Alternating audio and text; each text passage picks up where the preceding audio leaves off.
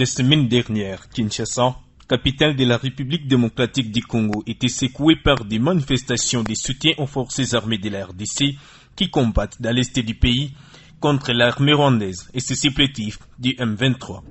Ces manifestations dégénérées et des dégâts matériels ont été enregistrés, notamment dans quelques représentations diplomatiques.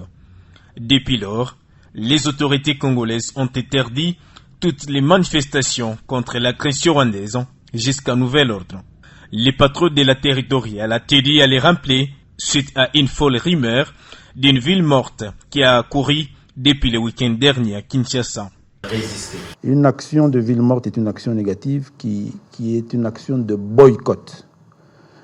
Il faut arriver à ce que nos compatriotes puissent comprendre que nous n'avons, nous, citoyens congolais, aucun intérêt à organiser un boycott ou un sabotage pendant que le territoire de la République est menacé et même occupé.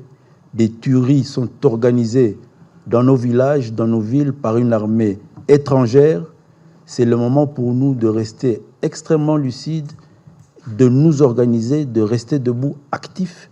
Il faut que nos enfants aillent à l'école, que nos étudiants aillent dans les universités pour être formés, parce qu'on a besoin de médecins, on a besoin d'infirmiers, on a besoin d'ingénieurs, on a besoin d'avoir une économie qui produit pour pouvoir soutenir tout l'effort de guerre, parce que effectivement, c'est dans la situation que nous nous trouvons.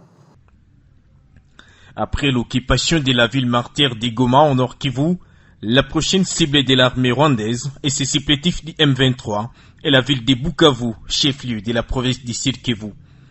Pour ne pas connaître les sorts de Goma, la population de Bukavu se mobilise sous la conduite du gouverneur et des autorités nationales. Pour Jacquemaine Chabani, le plan de balkanisation de la RDC déjà mentionné par Patrice Emery Lumumba doit échouer. Pour être sûr que... La ville de Bukavu est une ville extrêmement mobilisée sur cette question parce qu'elle est frontalière en termes de province. Elle est frontalière au Nord Kivu. En termes de ville elle-même, elle est frontalière au pays qui nous agresse, au Rwanda.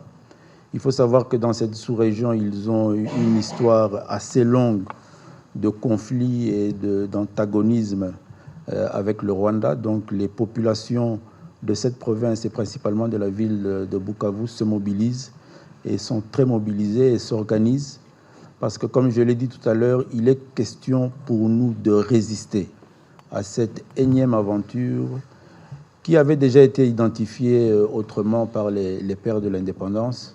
Je rappelle aussi que nous sommes très mobilisés et tout à l'heure, nous avions eu des discussions avec le gouverneur du Sud Kivu pour nous assurer aussi là-bas que le virus du poison rwandais qui se distille à travers les réseaux sociaux ne se propage pas pour essayer de démobiliser. Vous avez vu Bukavu comment elle s'est levée, démobiliser la flamme patriotique qui brille là-bas en réponse évidemment à l'appel du président de la République. Merci à vous tous d'être mobilisés et bonne soirée chez vous. Merci.